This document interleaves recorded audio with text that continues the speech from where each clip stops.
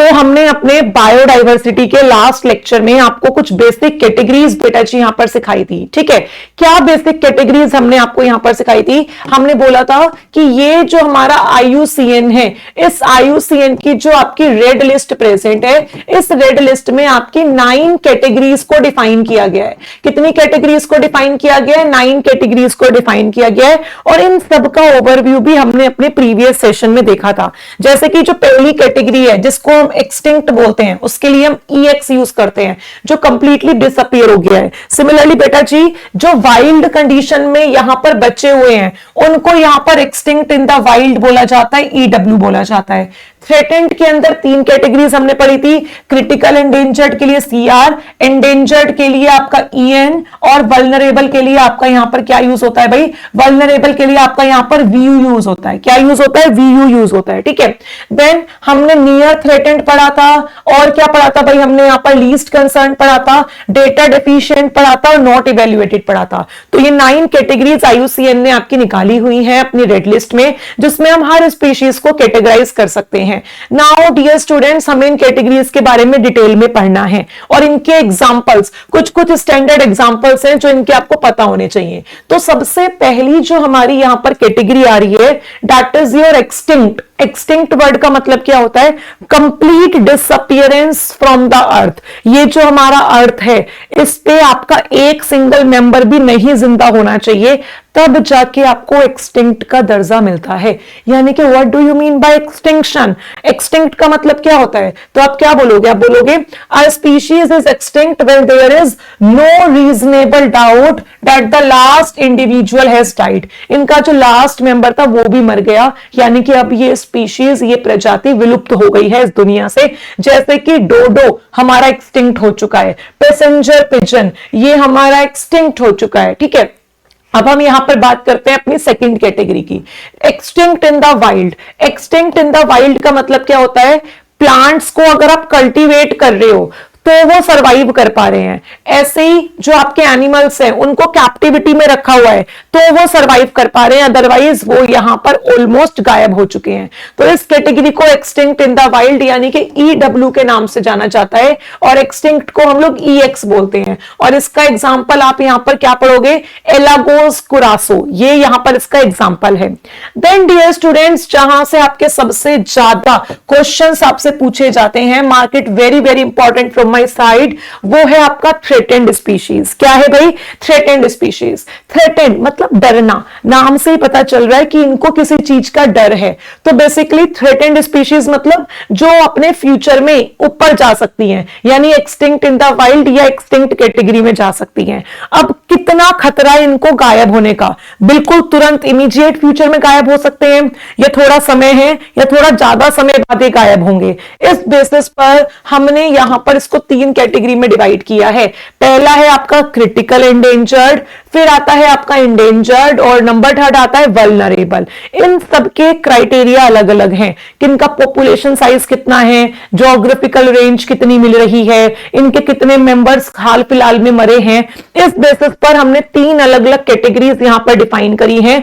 Critical endangered बनाया है हमने, एंडेंजर्ड बताया है हमने, और वल्नरेबल बताया है। ठीक है, तो अल्टीमेटली अब कौन कौन से फैक्टर हैं जिसके बेसिस पर इन कैटेगरीज को डिफाइन किया जाता है, ये हम देख लेते हैं। तो अगर आप यहां पर नंबर 3 9 कैटेगरीज के हिसाब से नंबर 3 बोलना चाहते हो तो आप क्रिटिकल एंडेंजर्ड को बोलिए। ठीक है, क्रिटिकल एंडेंजर्ड, ये डायरेक्ट क्वेश्चन आपसे आता है कि बताओ इसके क्या क्या क्राइटेरिया होते हैं। It's your previous year question, 3 से 4 बार आया हुआ है कि किसी भी स्पीशीज को क्रिटिकल एंडेंजर्ड बोलने के लिए आप लोगों को क्या क्या क्राइटेरिया फुलफिल करवाने पड़ते हैं। तो पहले क्रिटिकल एंडेंजर्ड को हम लोग समझने की कोशिश करते हैं। क्या कह रहा है क्रिटिकल एंडेंजर्ड में? कह रहा है यहां पर अ species is critically endangered when it is facing an extremely high risk of extinction in the wild in the immediate future। कह रहा है ये बहुत immediate future में extinct in wild categories में जा सकते हैं, यानी सिर्फ कैप्टिविटी या कल्टिविटी में बचेंगे, अदरवाइज नहीं बचेंगे। इसको हम लोग यहां पर क्रिटिकली एंडेंजर्ड कहते हैं, जो नियर इमीडिएट फ्यूचर में गायब होने के कगार पर खड़ा हुआ है। और कितने क्राइटेरिया हम लोगों ने यहां पर डिसाइड करे हैं भाई? यहां पर हम लोगों ने 4 क्राइटेरिया डिसाइड करे हैं, जिसके बेसिस पर हम किसी को भी कैटेगराइज कर सकते हैं कि जी आप यहां पर क्रिटिकली एंडेंजर्ड हो। तो इसमें सबसे पहला क्राइटेरिया क्या आता है, कहता है आपका जो पॉपुलेशन साइज है, एन का मतलब क्या होता है, एन का मतलब होता है पॉपुलेशन का साइज। आपके पॉपुलेशन के साइज में अप्रोक्सीमेटली 80-90 या उससे ज्यादा प्रतिशत का एकदम से क्या आ गया, गिरावट आ गया। यानी हमारी पॉपुलेशन में अगर 1000 मेंबर थे तो अब सिर्फ और सिर्फ यहां पर 100 या 150 या 200 मेंबर बचे हैं। यानी 80 से 90 या उससे भी ज्यादा परसेंटेज में अगर आपका पॉपुलेशन का साइज रिड्यूस हो जाता है, पॉपुलेशन का साइज डिक्लाइन कर जाता है, तो हम आपको यहां पर क्या कंसीडर कर सकते हैं, तो आपको हम यहां पर क्रिटिकली एंडेंजर्ड कंसीडर कर सकते हैं। अब बात आती है ज्योग्राफिक रेंज की, यानी कि आप इस अर्थ में कितने एरिया में फैले हुए हैं। तो आपका यहां पर extent of occurrence 100 kilometre square से भी कम है। समझिए इसको, सपोज ये मेरी यहां पर इस तरीके से आपकी अर्थ प्रेजेंट है, ध्यान से समझना। तो इस अर्थ में सिर्फ और सिर्फ हम ये कह रहे हैं, यहां पर समझा रही हूं सिर्फ, ठीक है, कि यहां पर जो भी हमारा एरिया है उसमें हम सिर्फ और सिर्फ 100 किलोमीटर स्क्वायर के रेंज में मिल रहे हैं। ये हमारा इतना ज्योग्राफिकल एरिया ही कवर हुआ है, तो हम आपको यहां पर क्रिटिकल एंडेंजर्ड बोलेंगे। और इस 100 किलोमीटर स्क्वायर में भी, यानी कि ये जो हमारा यहां पर 100 किलोमीटर स्क्वायर का एरिया है, इस 100 किलोमीटर स्क्वायर में पूरे में हम नहीं है, हम यहां पर तो बस कहीं कहीं पर मिल रहे हैं। बाकी 100 किलोमीटर स्क्वायर में और भी मेंबर प्रेजेंट है। तो एक्चुअल में जितना एरिया हमने ऑक्यूपाई किया है वो तो 10 किलोमीटर स्क्वायर से भी कम है। मेरी बात समझ में आई या नहीं आई? मैं ये कह रही हूं, मैं दूर दूर तक कितना फैली हुई हूं, एक्सटेंट ऑफ अकरेंस क्या है, 100 किलोमीटर स्क्वायर। लेकिन जो ये 100 किलोमीटर स्क्वायर है इसमें पूरे में मैं अकेले ऑक्यूपाई जगह नहीं कर रही हूं, मेरे अलावा और भी मेंबर प्रेजेंट है। तो इस 100 किलोमीटर स्क्वायर में भी 10 किलोमीटर स्क्वायर से कम एरिया को मैंने ऑक्यूपाई किया हुआ है। और अगर पॉपुलेशन के साइज में 250 से कम मैच्योर इंडिविजुअल प्रेजेंट है तो भी हम आपको यहां पर क्रिटिकल एंडेंजर्ड मानेंगे। और आपके गायब होने की प्रोबेबिलिटी, एक्सटिंक्शन की जो प्रोबेबिलिटी है वो कितनी है, तो एटलीस्ट 50% मेंबर्स आपके यहां पर एक्सटिंक्ट इन वाइल्ड में चले गए हैं 10 सालों के अंदर या 3 जनरेशन में। तो हम यहां पर क्या कह सकते हैं, अगर किसी का एक्सटिंक्शन प्रोबेबिलिटी इतना है कि भाई ये यहां पर 50% जो है क्या कर सकते हैं, extinct in the wild category में जा सकते हैं 10 साल में या 3 जनरेशन में, तो भी हम आपको यहां पर क्रिटिकल एंडेंजर्ड मानते हैं। और इसके एग्जांपल क्या है, घड़ियाल, ग्रेट इंडियन बस्टर्ड, इसके ऊपर क्वेश्चन आता है भाई, great Indian bustards, gangs shark और पिग्मी हॉक। पिग्मी हॉक पर भी प्रीवियस ईयर क्वेश्चन आया हुआ है। तो ये हमारे कुछ जनरल एग्जांपल्स हैं जो हमें क्रिटिकल एंडेंजर्ड वाली कैटेगरी में पता होने चाहिए। तो क्या यहां तक की बात आप सबको समझ में आ गई है भाई? जल्दी से बताएंगे। यस यस यस, बहुत ही बढ़िया, बहुत ही बढ़िया। Good morning, good morning, good morning. तो अब हम आगे देखते हैं भाई, आगे की कहानी देखते हैं। क्रिटिकल एंडेंजर्ड तो बेटा हमें यहां पर समझ में आ गया कि क्रिटिकल एंडेंजर्ड बनने के लिए हमें यहां पर क्या क्या देखना है, हमें यहां पर 4 फीचर्स देखने हैं। कौन कौन से 4 फीचर्स देखने हैं? पॉपुलेशन रिडक्शन साइज देखना है कितना हुआ, उनका ज्योग्राफिक रेंज देखना है, उनका यहां पर पॉपुलेशन साइज देखना है, और उनके गायब होने की प्रोबेबिलिटी, और साथ में उनका एग्जाम्पल। अब हम अपनी अगली कैटेगरी की तरफ बढ़ते हैं बेटा जी यहां पर, और उससे पहले हम एक बात और पढ़ लेते हैं। क्या कह रहा है वो यहां पर? कह रहे हैं, ध्यान से समझेंगे, reduction of population size causes loss of genetic diversity. अगर किसी का पॉपुलेशन का साइज कम होता है, यानी कि मेरे पास अगर यहां पर आपके कैपिटल एन कितने हैं, पॉपुलेशन साइज कितना है 1000, यहां पर पॉपुलेशन में मेरे पास सिर्फ और सिर्फ अब 150 मेंबर बचे हैं, तो जाहिर सी बात है इनके पास जो इनकी जेनेटिक डाइवर्सिटी थी, भाई किसी की आंखों का कलर नीला होता है, किसी का काला, किसी का ब्राउन, किसी का ग्रीन, किसी का ब्लैक, तो यहां पर अगर मेंबर्स मर रहे हैं तो कहीं ना कहीं जीन्स की जो हमारे पास डाइवर्सिटी थी, जेनेटिक जो डाइवर्सिटी थी, उसका हमारे पास लॉस हो रहा है।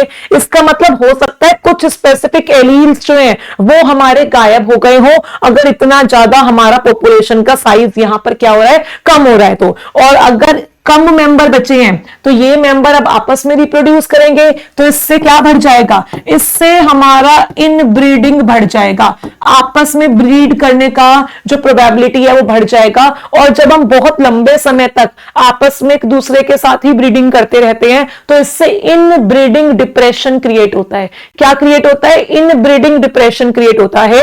और अल्टीमेटली क्या बढ़ रही है, डाइवर्सिटी खत्म हो रही है। तो हम बोलेंगे हमारी जो होमोजाइगोसिटी है ना, वो यहां पर बढ़ रही है, होमोजाइगोसिटी हमारी यहां पर बढ़ रही है। तो यही बात बताया हुआ है कि होमोजाइगोसिटी बढ़ जाएगी और अल्टीमेटली डाइवर्सिटी का यहां पर क्या हो जाएगा, लॉस हो जाएगा। और अगर हम अपने मेंबर के साथ ही ब्रीडिंग करते रहेंगे तो इनब्रीडिंग डिप्रेशन बढ़ेगा। तो कोई बीमारी जो किसी एक को मिली है वो अब जनरेशन बाय जनरेशन आगे जाती रहेगी और इंडिविजुअल्स की ऑफस्प्रिंग की जो फिटनेस है वो कम हो जाएगी। आउटब्रीडिंग का यही तो बेनिफिट होता है, आउटब्रीडिंग में हमें डाइवर्सिटी मिलती है जीन्स की, तो हमें कई बार अच्छे अच्छे एलील्स भी मिलते हैं, तो हमारा फिटनेस बढ़ जाता है। लेकिन जब हम अपने रिलेटिव के साथ ही रिप्रोडक्शन करेंगे तो घूम फिर के कुछ जीन्स हैं वही हमारे बच्चों में आगे जाते रहेंगे, जिससे हमारी फिटनेस रिड्यूस हो जाती है। क्या हो जाती है, फिटनेस जो है वो रिड्यूस हो जाती है। ठीक है, एग्जाम्पल है भाई, पिग्मी होग is an example of your category critically endangered. तो क्या ये पॉइंट आपको समझ में आ गए हैं कि whenever there is a decline in population size, तो कुछ मेंबर्स बच रहे हैं बाकी सब मर रहे हैं, तो डाइवर्सिटी का लॉस होगा, हेटेरोजाइगोसिटी कम हो जाएगी, होमोजाइगोसिटी बढ़ेगी, मेंबर्स आपस में रिप्रोड्यूस करेंगे, इनब्रीडिंग ज्यादा होगी तो इनब्रीडिंग डिप्रेशन बढ़ेगा और अल्टीमेटली फिटनेस हमारी रिड्यूस होगी। सो आई होप यहां तक की बात आप सब स्टूडेंट्स को क्लियर हो गई है। अब हम अपनी अगली कैटेगरी की तरफ यहां पर ध्यान देने जा रहे हैं। नेक्स्ट कैटेगरी हमारी यहां पर प्रेजेंट है एंडेंजर्ड। ठीक है, थ्रेटेंड को हमने 3 कैटेगरी में डिवाइड किया है, क्रिटिकली एंडेंजर्ड में, देन एंडेंजर्ड और नंबर 3 है वल्नरेबल। तो यहां पे अब हम लोग एंडेंजर्ड की बात करने जा रहे हैं। क्या कह रहा है, a species whose number are so small that the species is at risk must meet any of the following criteria. कह रहा है किसी स्पीशीज के अगर ये सारे क्राइटेरिया फॉलो होते हैं तो वो यहां पर एंडेंजर्ड वाली कैटेगरी में आती है। एंडेंजर्ड स्पीशीज जो होती है वो तुरंत एक्सटिंक्ट इन द वाइल्ड नहीं होती, पहले वो एंडेंजर्ड से क्रिटिकली एंडेंजर्ड में जाएगी। ठीक है, तो यहां पर क्या क्या आपके फीचर्स हैं, तो जाहिर सी बात है क्रिटिकल एंडेंजर्ड से कुछ बेहतर सिचुएशन में ये होंगे तभी ये एंडेंजर्ड है। वहां पर पॉपुलेशन का जो रिडक्शन है वो 80 से 90% था, अब यहां पर लेकिन पॉपुलेशन का रिडक्शन कितना है, 50 से 70%।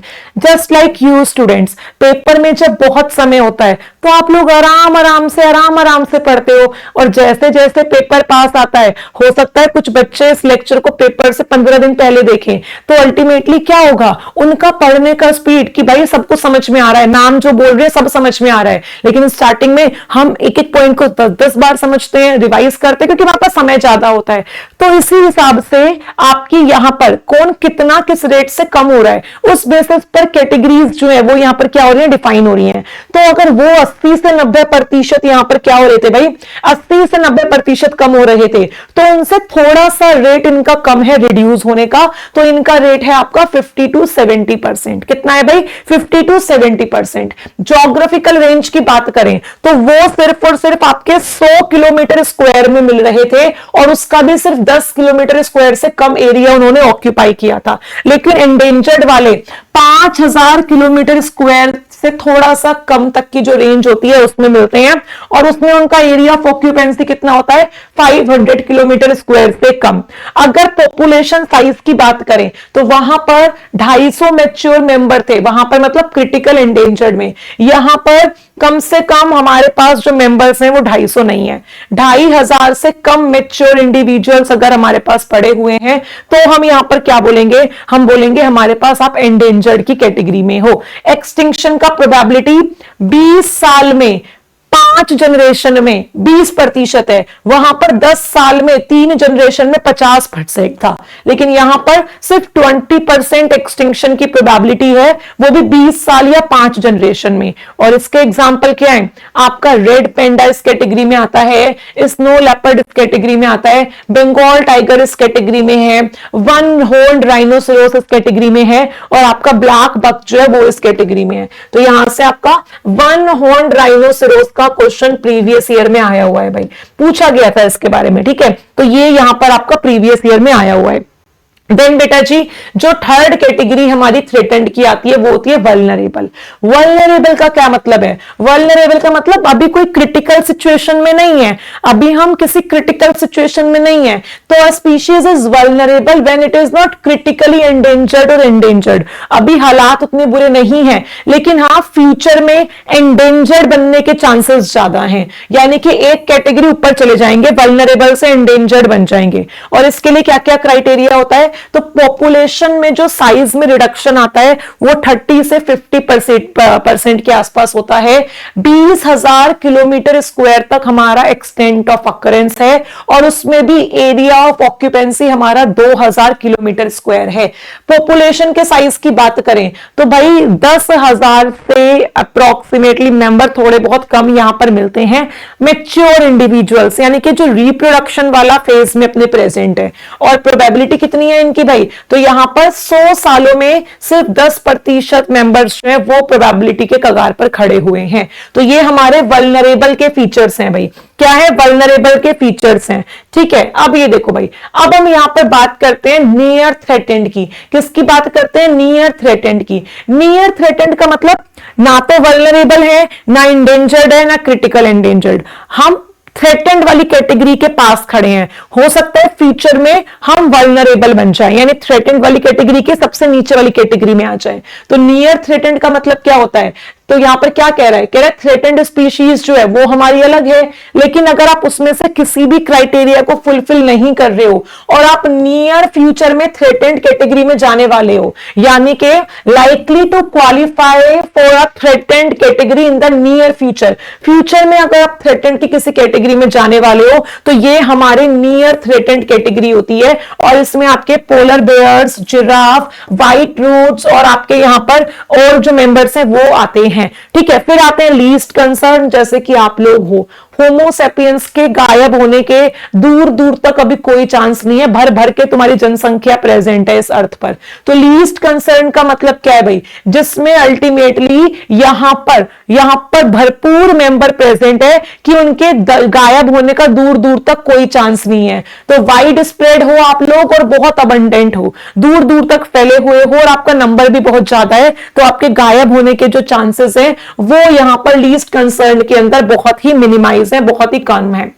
अब यहां पर बात आती है कॉन्जर्वेशन ऑफ बायोडाइवर्सिटी की, कि बायोडाइवर्सिटी का जो तुम इतना नुकसान पहुंचा रहे हो भाई, बायोडाइवर्सिटी इकोनॉमिक लेवल पर, एस्थेटिक लेवल पर, हेल्थ यानी मेडिसिन हमें मिलती है, हमारा पूरा मेडिकल डिपार्टमेंट आता है इन सब बायोडाइवर्सिटी पर ही डिपेंड है, हमारे कल्चरल बेनिफिट्स हैं, हमारा एजुकेशन सिस्टम बायोडाइवर्सिटी से जुड़ा हुआ है, हमारी रिसर्च यहां पर बायोडाइवर्सिटी से जुड़ी हुई है।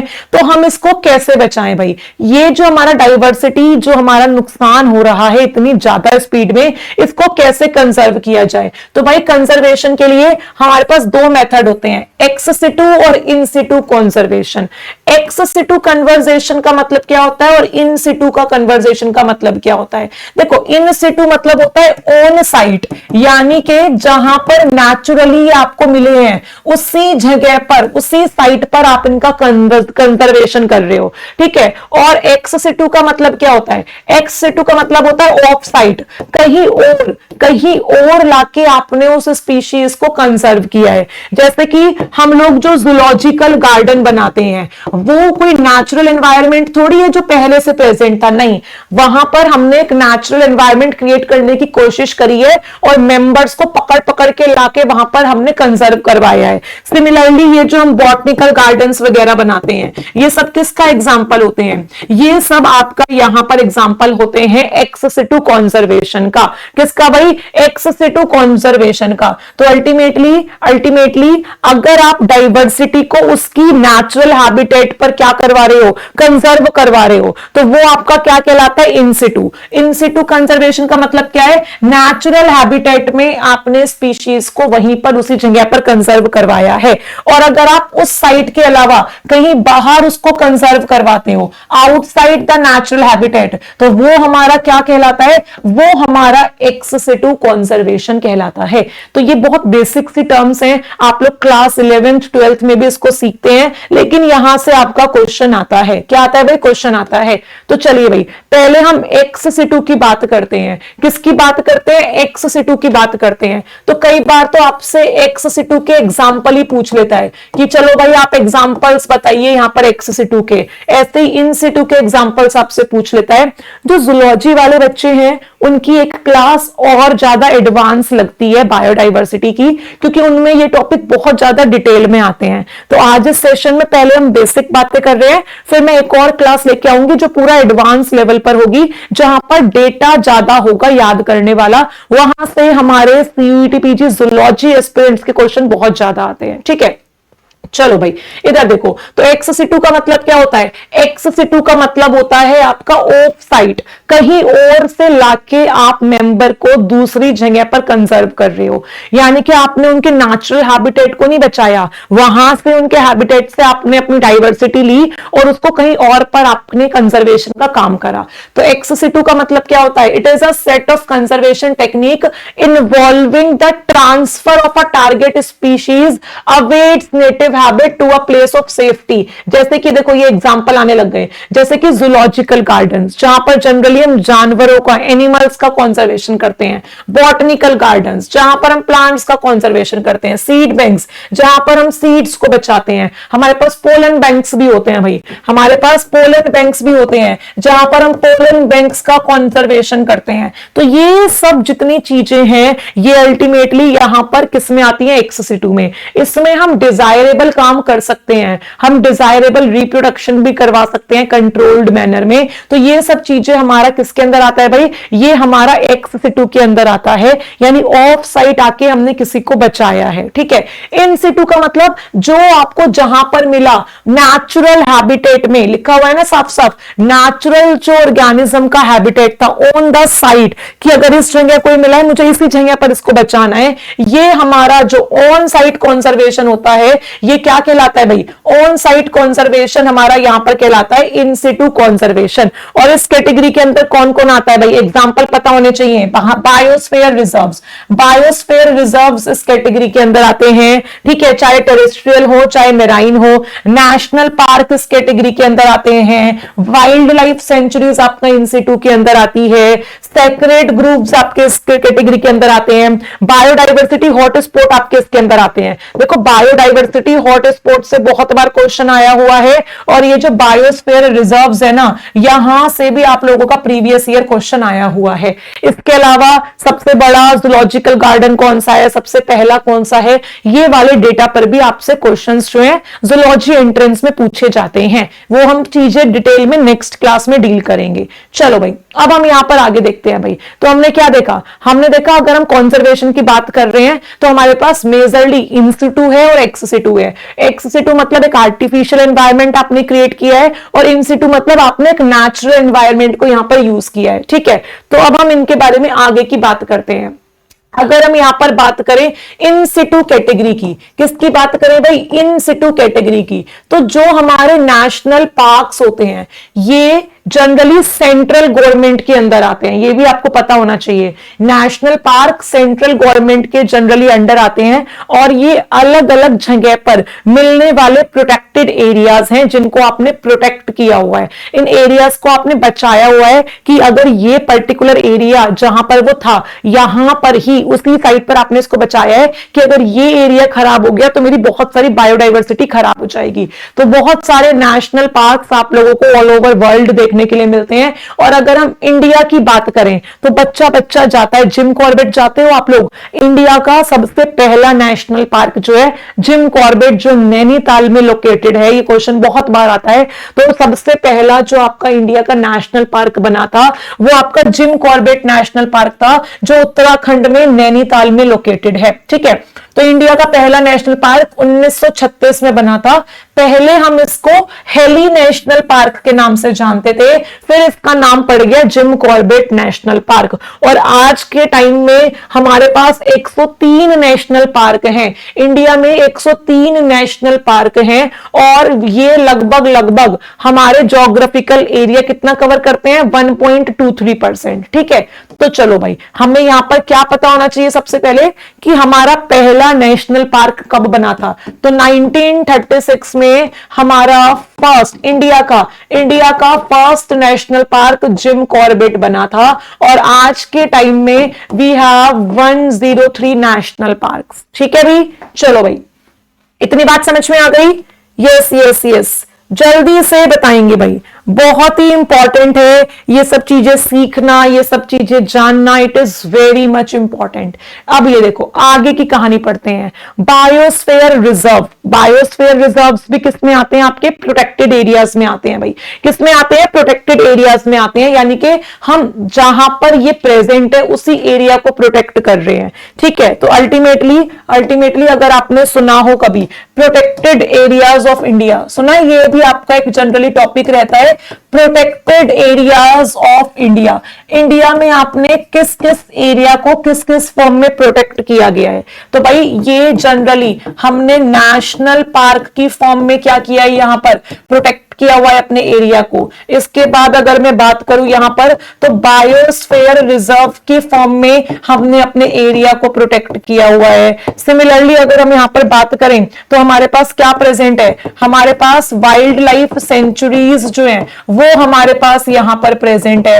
हमने बायोस्फीयर क्या बनाया हुआ है भाई? बायोस्फीयर रिजर्व बनाया हुआ है। और हमने बायोडाइवर्सिटी हॉट स्पॉट जो है वो भी हम लोगों ने यहां पर बनाए हुए हैं। सिमिलरली हमारे पास मेराइन प्रोटेक्टेड एरियाज भी हैं, समुद्र को नहीं छोड़ सकते भाई, मेराइन प्रोटेक्टेड एरियाज भी हमारे पास प्रेजेंट है। और ये सारे के सारे हमारे इन सिटू यानी कि ऑन साइट एरिया को जो हमने बचाया है उसके नाम है। ठीक है, किसी एरिया को प्रोटेक्ट कर रहे हो यानी कि ऑन साइट ही आप कंजर्वेशन का काम कर रहे हो। तो यहां तक क्लियर हो गया सबको? चलो भाई आगे देखते हैं, आगे की कहानी अब हम समझते हैं। तो हमने यहां पर नेशनल पार्क देख लिया, अब हम बायोस्फीयर रिजर्व की बात करते हैं। देखो, बायोस्फीयर रिजर्व जो होते हैं ना, ये हमारे प्रोटेक्टेड एरियाज होते हैं। क्या होते हैं? प्रोटेक्टेड एरियाज होते हैं। और इसमें जो हमारे पीपल होते हैं वो भी यहां पर कंजर्वेशन का पार्ट होते हैं। आपने देखा होगा कई बार किसी जंगल को अगर आपको प्रोटेक्ट करना है तो आप वहां के लोकल लोगों को वो जिम्मेदारी देते हो, क्योंकि चोर को पता है चोरी कैसे हो सकती है, तो वहां का जो लोकल लोग है उसे पता है कि क्या यहां पर इंपॉर्टेंट है, उसको कैसे लोग चुराने की कोशिश कर सकते हैं। तो अल्टीमेटली बायोस्फीयर रिजर्व जो होता है एक प्रोटेक्टेड एरिया होता है जहां पर पीपल हम लोगों के सिस्टम में मदद करते हैं। पीपल भी एक इंटीग्रल कंपोनेंट होते हैं, तब जाके बायोस्फीयर रिजर्व्स जो है वो बन पाते हैं। ठीक है, तो यहां पर हम लोग नेचुरल बायोम्स को प्रोटेक्ट करने की कोशिश करते हैं जहां पर बहुत यूनिक डाइवर्सिटी प्रेजेंट है, बहुत ज्यादा यूनिक डाइवर्सिटी प्रेजेंट है। ठीक है, और पहला बायोस्फीयर इस दुनिया का 1979 में बना था। ठीक है, और उसके बाद अब ऑलमोस्ट हमारे पास 531 बायोस्फीयर्स हैं, ऑलमोस्ट कितनी कंट्रीज में? 105 कंट्री में। और इंडिया के अंदर हमारे पास 18 बायोस्फीयर रिजर्व्स प्रेजेंट है।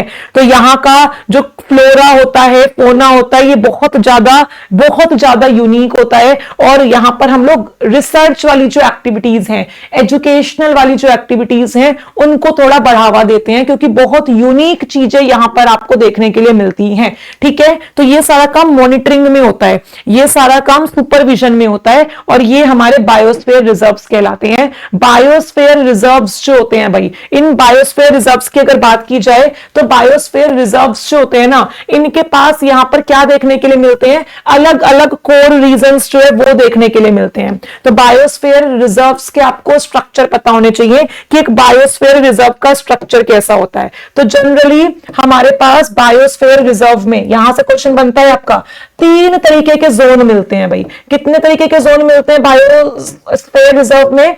3 तरीके के आपको यहां पर जोन जो है वो देखने के लिए मिलते हैं। सुना है कभी आप लोगों ने इसके बारे में, जरूर पढ़ा होगा। अगर आप लोग जूलॉजी एस्पिरेंट हैं या बॉटनी एस्पिरेंट हैं या आपने बेसिक इकोलॉजी भी पढ़ी है तो भी आपने इसके बारे में जरूर सुना होगा।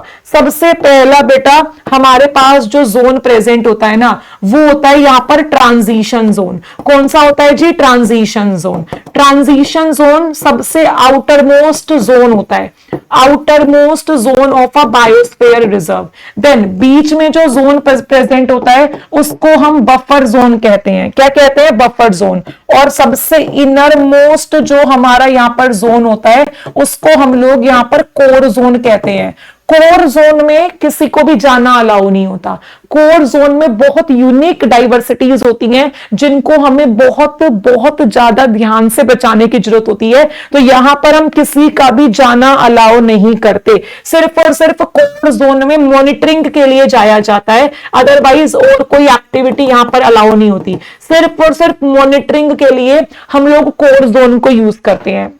इसके अलावा अगर मैं ट्रांजिशन जोन की बात करूं तो ट्रांजिशन जोन में बहुत कुछ होता है। ट्रांजिशन जोन में जो लोकल गांव के लोग वहां पर रहते हैं, यानी कि अगर मैं ह्यूमन सेटलमेंट की बात करूं तो वो भी देखने के लिए मिलता है। आप लोगों को अगर रिसर्च वगैरह के लिए जाना होता है, ठीक है, रिसर्च वगैरह के लिए, तो वो भी आपको यहां पर देखने के लिए मिलता है। बफर जोन में जनरली हम लोग एजुकेशन पर्पज से जाते हैं भाई, एजुकेशन पर्पज से हम लोग बस आपको बफर जोन में जाना अलाउ करते हैं। कोर जोन में किसी को भी जाने की यहां पर परमिशन जो है वो नहीं होती, ठीक है। और टूरिज्म के लिए कौन सा होता है? टूरिज्म के लिए जहां पर टूरिस्ट आके चीजों को देख सकते हैं, तो टूरिज्म के लिए भी हमारा ट्रांजिशन जोन ही प्रेजेंट होता है।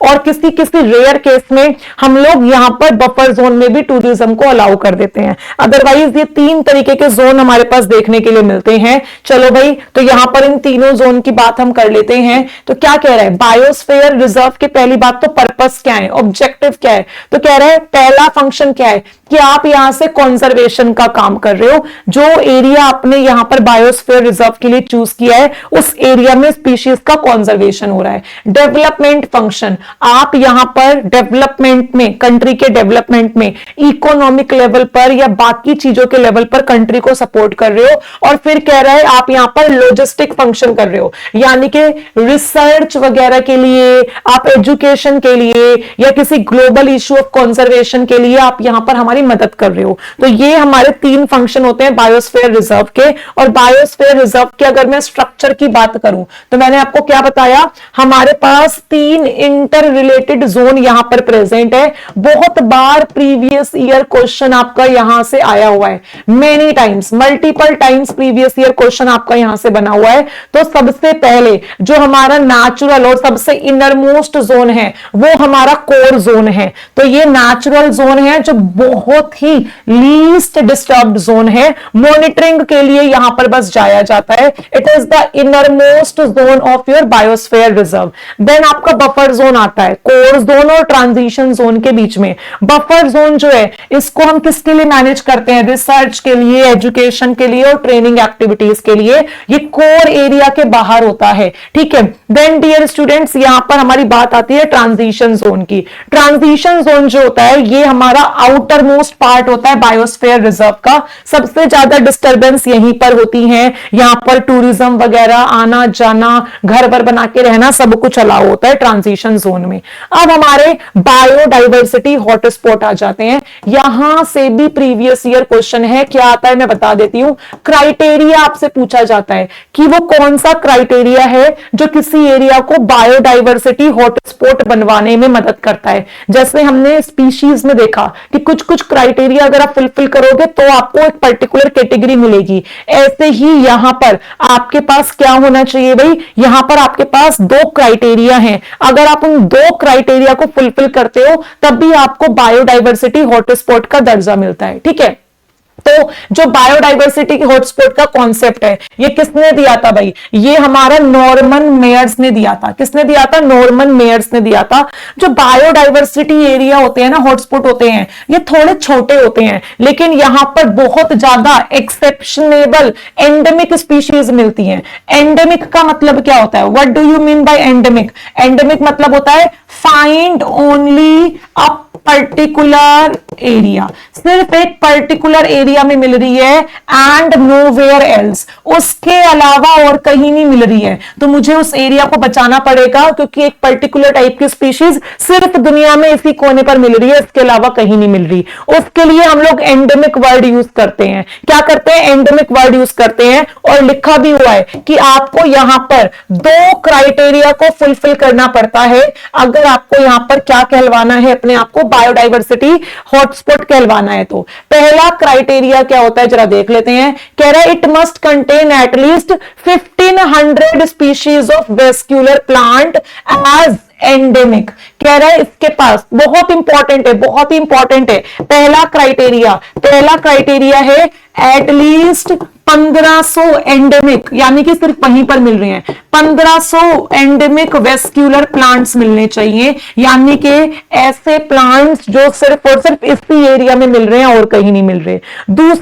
दूसरा क्राइटेरिया क्या कहता है, जरा देख लेते हैं भाई। दूसरा क्राइटेरिया कहता है it has lost at least 70% of the original habitat, यानी कि सिर्फ और सिर्फ तुम्हारे पास 30% हैबिटेट बचा है ओरिजिनल का। ओरिजिनल हैबिटेट का तुमने 70% हिस्सा खो दिया। तो हमारा सेकंड क्राइटेरिया क्या होगा? पहला क्राइटेरिया तुमने लिख दिया, सेकंड क्राइटेरिया क्या होगा? एटलीस्ट, बहुत इंपॉर्टेंट है, बहुत बार आया हुआ है, at least 70% loss of original habitat.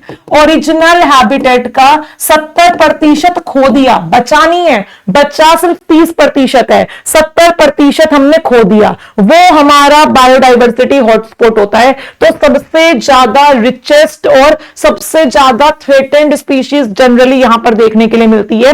और इसी कॉन्सेप्ट से हमारा इन सिटू कंजर्वेशन के अंदर बायोडाइवर्सिटी हॉटस्पॉट को लाया गया था कि ये कुछ छोटे छोटे एरिया हैं, लेकिन दे आर हॉटस्पॉट्स। यहां पर कितनी एंडेमिक स्पीशीज है और इन्होंने 70% हिस्सा खो भी दिया, सिर्फ 30% बचा है। अगर हमने इसको नहीं बचाया तो ये स्पीशीज गायब हो जाएंगी। ठीक है, तो अल्टीमेटली बायोडाइवर्सिटी हॉटस्पॉट से क्या क्वेश्चन आता है आपका? क्राइटेरिया का, कि कौन कौन से क्राइटेरिया मीट होते हैं, तब जाके आप किसी को बायोडाइवर्सिटी हॉटस्पॉट कहते हो। तो चलिए, क्राइटेरिया को समराइज भी किया गया है। नंबर ऑफ एंडेमिक स्पीशीज जो और कहीं नहीं मिलती, तो उसके लिए क्या क्राइटेरिया बताया है हमने? एटलीस्ट 1500 एंडेमिक वेस्क्यूलर प्लांट, कम से कम 15 एंडेमिक वेस्क्यूलर प्लांट्स हमारे पास देखने के लिए मिलने चाहिए। और डिग्री ऑफ थ्रेट, गायब होने का खतरा कितना है बताओ भाई, कितना है? अभी बताया है ना, at least 70% lost of original habitat. Original habitat का 70% लॉस आपने कर दिया है। तो डियर स्टूडेंट्स, करंटली हमारे पास 35 बायोडाइवर्सिटी हॉटस्पॉट्स जो है वो प्रेजेंट है, और इनमें से 4 हमारे इंडिया में प्रेजेंट है भाई। ठीक है, 4 बायोडाइवर्सिटी हॉटस्पॉट हमारे किस में प्रेजेंट है? इंडिया में प्रेजेंट है। दी ग्रेट हिमालयाज, पता है ना आपको हिमालय पर कितनी स्पीशीज यूनिक मिलती हैं? हमारे पास वेस्टर्न घाट है, हमारे पास द नॉर्थ ईस्ट है, और हमारे पास निकोबार आइलैंड है। तो ये 4 आइलैंड, ये 4 हमारे पास ऐसे अपने बायोडाइवर्सिटी हॉटस्पॉट्स हैं जो इंडिया में मिलते हैं। कौन कौन से? दी हिमालयाज, वेस्टर्न घाट्स, और आपका यहां पर नॉर्थ ईस्ट, और आपका निकोबार आइलैंड्स। ये 4 मेजर, ये क्वेश्चन भी आया हुआ है आपका, ये 4 मेजर बायोडाइवर्सिटी हॉटस्पॉट हमें इंडिया के अंदर देखने के लिए मिलते हैं। ठीक है, अब हम करते हैं आगे की कहानी शुरू। हम लोग, जैसे मैंने आपको स्पीशीज इकोलॉजी में पढ़ाया हुआ है, we have keystone species, we have sibling species, we have dominant species in nature. ठीक है, इंडिकेटर स्पीशीज होती है हमारे पास। ऐसे ही बायोडाइवर्सिटी के लिए हम किसको यूज करते हैं? बायोडाइवर्सिटी में हम किसको यूज करते हैं? हम यहां पर फ्लैगशिप और अम्ब्रेला स्पीशीज को यूज करते हैं। तुमने वो गाना सुना है, मेरी छतरी के नीचे आजा क्यों भीगे खड़ी खड़ी, यानी कि I have one umbrella and I can protect many peoples यानी मतलब I can protect more than one, एक तो मैं खुद ही हो गया, मैं उससे भी ज्यादा लोगों को बचा सकता हूं भीगने से फ्रॉम अ सिंगल अम्ब्रेला। उसी के बेसिस पर अम्ब्रेला स्पीशीज का कॉन्सेप्ट आया है। जब हम किसी बहुत बड़ी स्पीशीज का कंजर्वेशन करते हैं, जैसे कि मैं यहां पर एलिफेंट को बचाना चाहती हूं, प्रोजेक्ट एलिफेंट, मैं टाइगर को बचाना चाहती हूं, प्रोजेक्ट टाइगर, तो अल्टीमेटली मैं उसको एक कमरा नहीं दे सकती, मुझे उसको अच्छा खासा एरिया देना पड़ेगा जहां पर वो भाग सके, शिकार कर सके, सब कुछ कर सके। भाई अगर मुझे हाथी को बचाना है तो हाथी एक पार्क में थोड़ी बचेगा, हाथी को मुझे बहुत अच्छा खासा 5-6 किलोमीटर स्क्वायर का एरिया देना पड़ेगा, 4-5 किलोमीटर 2 किलोमीटर स्क्वायर कुछ तो देना पड़ेगा। तो क्या उस 2 किलोमीटर स्क्वायर के एरिया में खाली हाथी होंगे? नहीं, वहां पर कुछ प्लांट्स भी ग्रो करेंगे, बाकी स्पीशीज को रहने की भी जगह मिलेगी। तो अम्ब्रेला स्पीशीज का मतलब यही होता है भाई। अम्ब्रेला स्पीशीज का जो कॉन्सेप्ट है वो कहां से आया है? वो यहां से आया है कि जब हम फिक्स है यहां पर कि जब हम लार्ज बॉडी साइज स्पीशीज का कंजर्वेशन करते हैं, क्या करते हैं? लार्ज बॉडी साइज स्पीशीज का कंजर्वेशन करते हैं, तो उसको इतना बड़ा एरिया मिलता है कि इनडायरेक्टली बाकी और स्पीशीज भी वहां पर ग्रो कर जाती हैं, यानी बायोडाइवर्सिटी अच्छी खासी मेंटेन हो जाती है। तो अम्ब्रेला स्पीशीज क्या कह रहा है? They are species whose habitat requirements are so large that protecting them would protect many other species existing in the same habitat.